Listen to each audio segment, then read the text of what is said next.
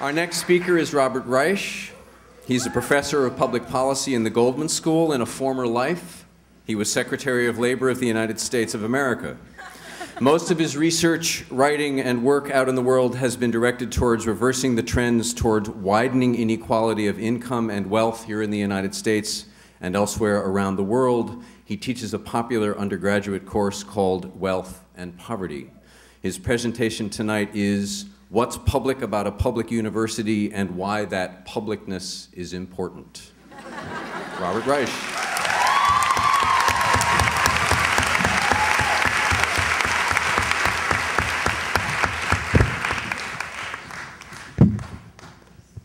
You know, when I first came to Berkeley, it was 1968. I was a research assistant for a professor at the architecture school, and I remember coming up University Avenue for the first time in a beat-up Volkswagen. I mean, it was almost typical. And I particularly remember my first whiff. It was sort of a combination of eucalyptus and marijuana and tear gas. Even then, I knew that this was my place.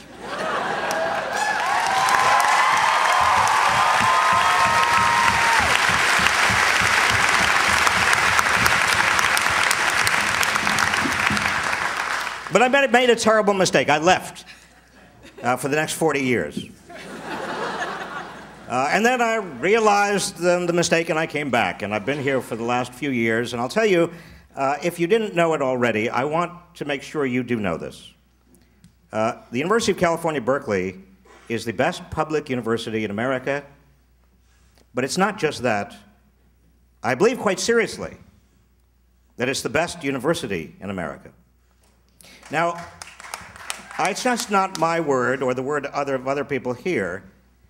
But its reputation as a first-class, one of the world's first-class research universities, but also as a university that has the right values, is extraordinarily broad and important. I don't know how many of you saw the recent study, analysis done by a wonderful little journal called the Washington Monthly. How many of you saw that?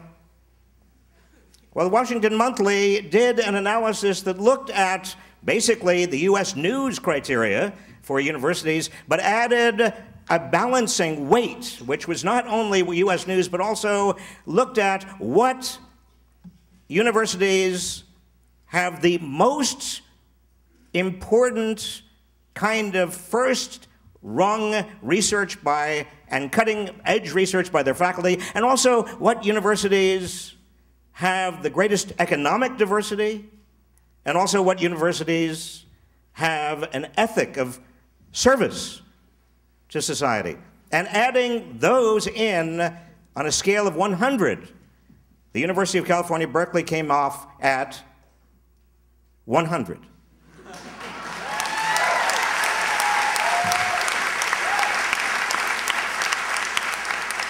In fact, the next university down was at 82.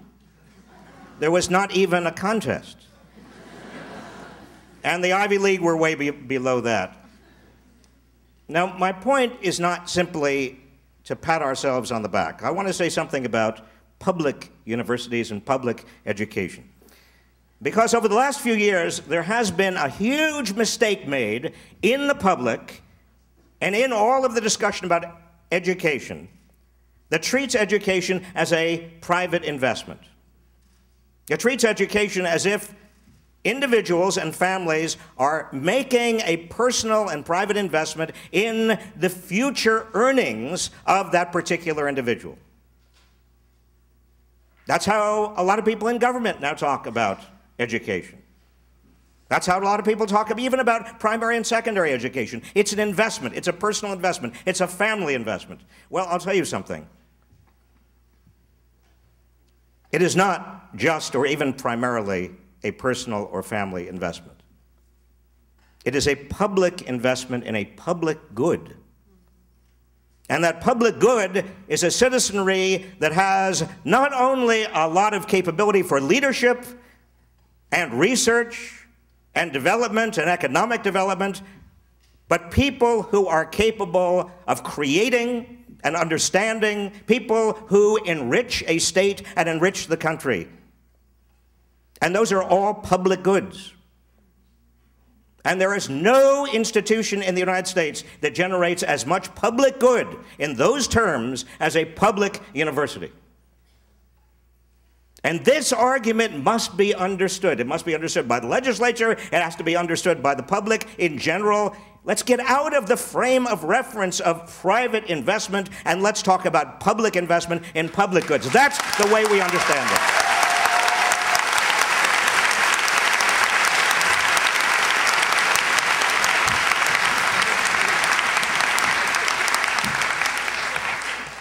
Now, we are in a crisis.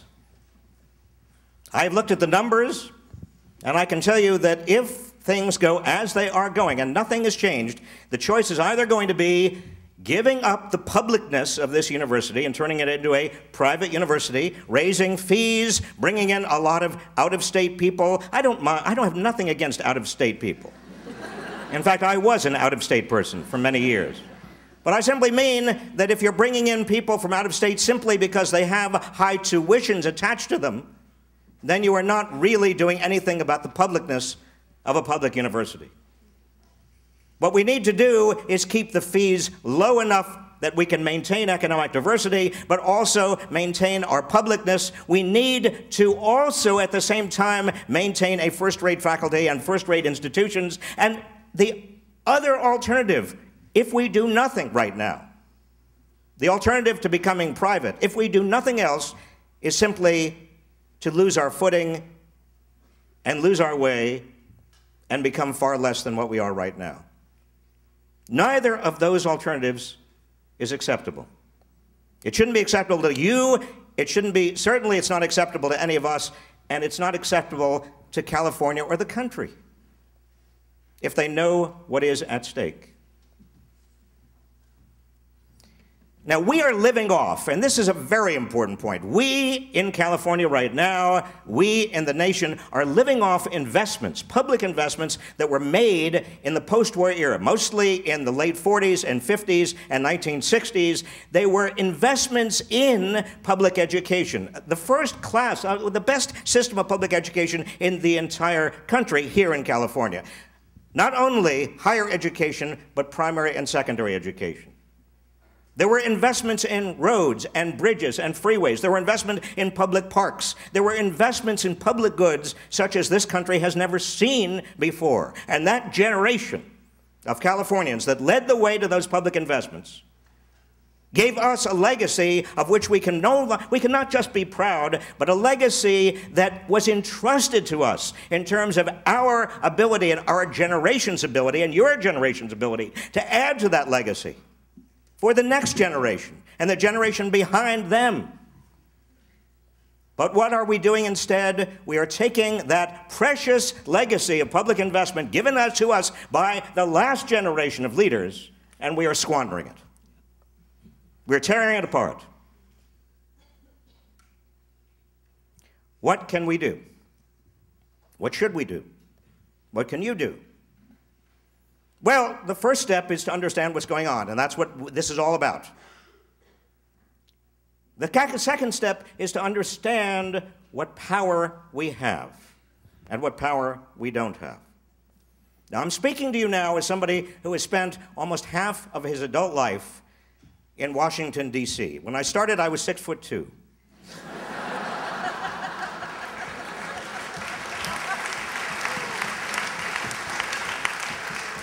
It has taken a lot out of me, but I'll tell you something. It was worth it. But one thing that I have understood and gleaned and come back from Washington understanding more deeply is where the pressure points are. Now, one thing I love about Berkeley, not just the university but the town, is our commitment and our fervent commitment to progressivity. Well, you didn't need to applaud on that. That's sort of obvious. And I enjoy it when I go around Berkeley and I'm in the car or walking and I see a demonstration of people in the university or people from Berkeley, and they are demonstrating and they're having signs. The last time, signs like out of Iraq or out of Afghanistan or whatever their signs are, and I love it because I love the energy and I love the commitment, but I also ask myself something, which is, who's the audience?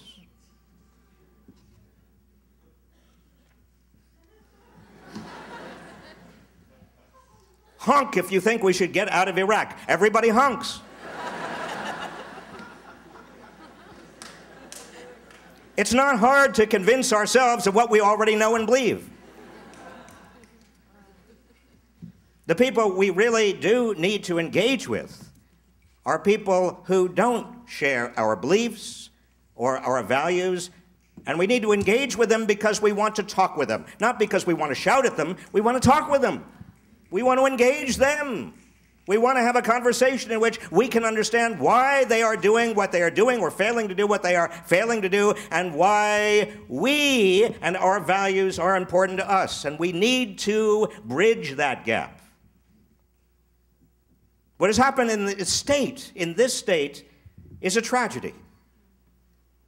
20 years ago in this state, about 17% of the state budget went to higher education. 3% went to prisons. Now, in this state, 7% goes to higher education, 9% goes to prisons. We have a state whose government is dysfunctional. It is dysfunctional. And I can say that speaking as somebody who understands government. This is the worst government I've ever seen.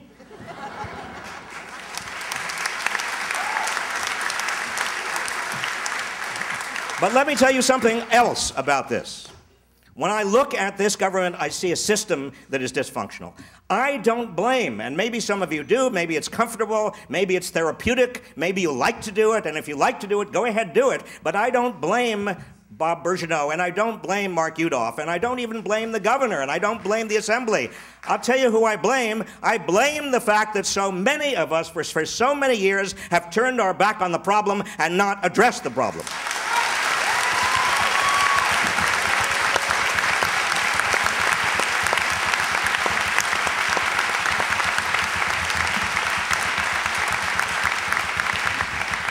Denial, escapism, scapegoating, cynicism, all of the work avoidance mechanisms you can imagine have been used in this state to avoid facing the reality. The reality is the government is dysfunctional. Why is it dysfunctional? Well, we all know why. Number one, because of this crazy 2/3 tax increase, 2/3 budget increase rule. Number two, because the state districts are arranged in such a way that they are either all Democratic or all Republican, which makes the legislature even more extreme. Number three, and we could go on and on and on, because Proposition 13, because you have an initiative process that completely imposes its own values and its own restrictions on the budget. There are no ends of problems. But here is what I propose. Now, again, many of you are going to be out tomorrow, literally out tomorrow. You're not going to be in classrooms or teaching. Again, that is fine.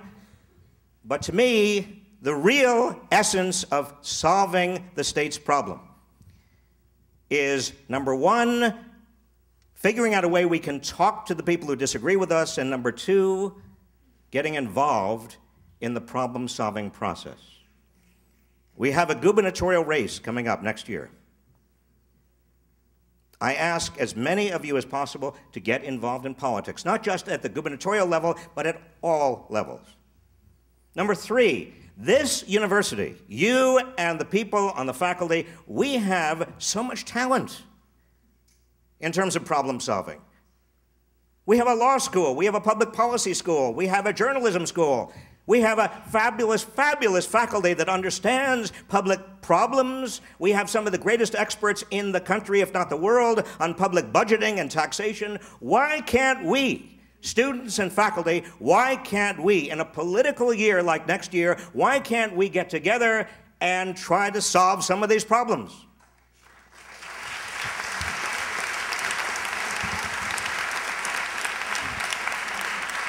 and come up with some proposed solutions.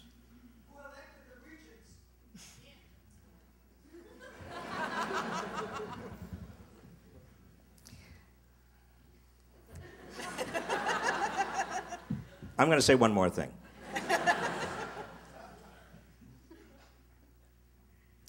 We live in a democracy, and a democracy requires a huge amount of work on the part of a lot of people. It is easy, and I can say this from somebody who has been in the cabinet of the President of the United States, it's easy to point fingers. But when you've been there, and you felt alone and frightened with no resources and no discretion, and everybody is screaming at you, it's not exactly fun. And you want people to come up with ideas, and you want people to understand, and you want people to be in dialogue, and you want a public that, if not friendly, and you don't want a friendly public, I mean, nothing would happen if the public was friendly. You want pressure, yes, you want pressure on you as a public official, but you also want rational support. Rational support. So I ask you, as members of this democratic community, yes, let's have more transparency. Absolutely. Let's have more dialogue and discussion and consultation. Absolutely. But let's also use our talents and ingenuity to face the biggest problem we have, which is a government that simply does not work. Thank you very much.